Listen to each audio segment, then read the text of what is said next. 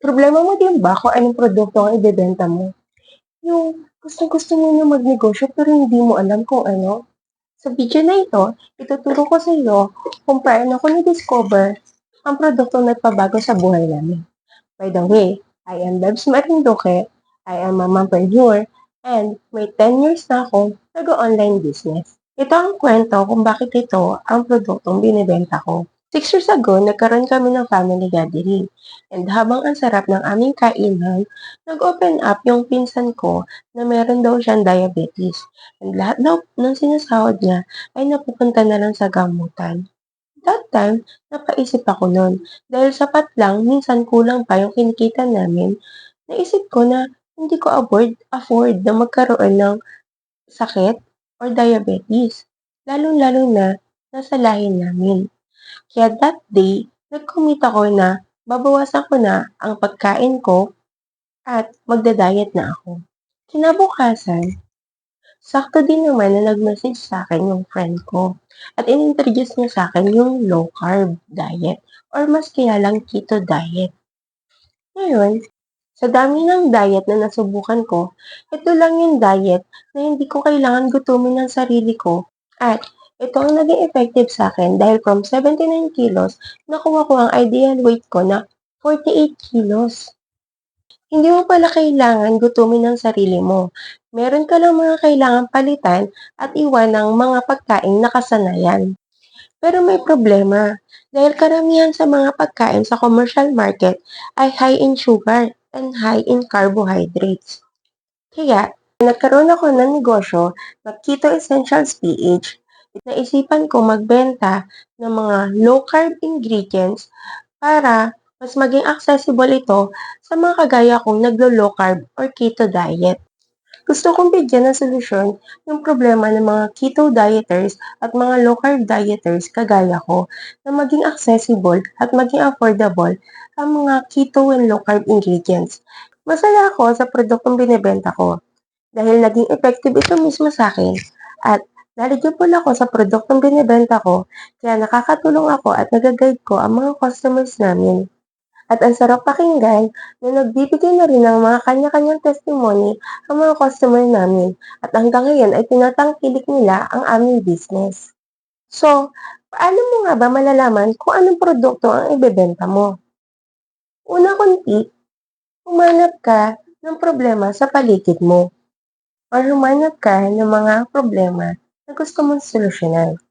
Halimbawa, problema mo yung tigawat mo. Humanap ka ng produkto na pwedeng makatulong dyan sa problema mo. I-research mo siya mabuti, testingin mo, at kapag enough na ang knowledge at ang experience mo dito, at alam mo na talagang makakatulong ito sa karamihan, gawin mo na at pasukin mo na ang negosyong ito. Mahirap din kasi yung mga negosyong seasonal or kung ano lang yung trending dahil papalit-palit ka at minsan pwede kang maimbakar ng mga inventory. Matatagalan ka at mauubos ang oras mo sa kada research, kada hanap ng supplier, at kung ano-ano pang factor na makapahirap sa'yo sa negosyo.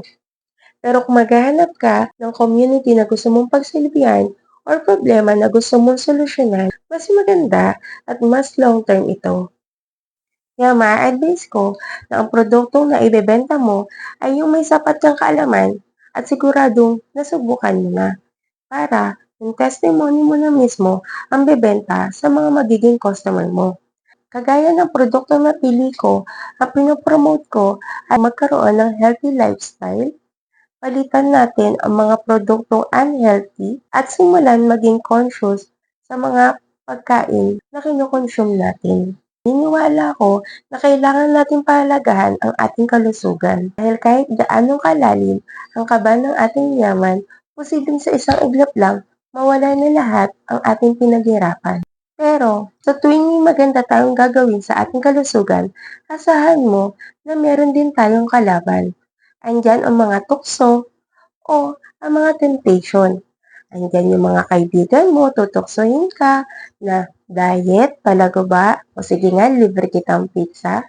O kaya yung mga kamag-anak mo o kasama sa bahay, sasabihin, naku, diet, tagal ko na narinig yan sa'yo. Naintindihan kita. at napagdaanan ko na yan. Kaya kailangan mo ng kasama. Tara, samahan mo ako sa journey ko na ito upang mapaglabanan natin ang mga tukso sa paligid natin. Alam ko, isa ka rin sa gustong magkaroon ng negosyo.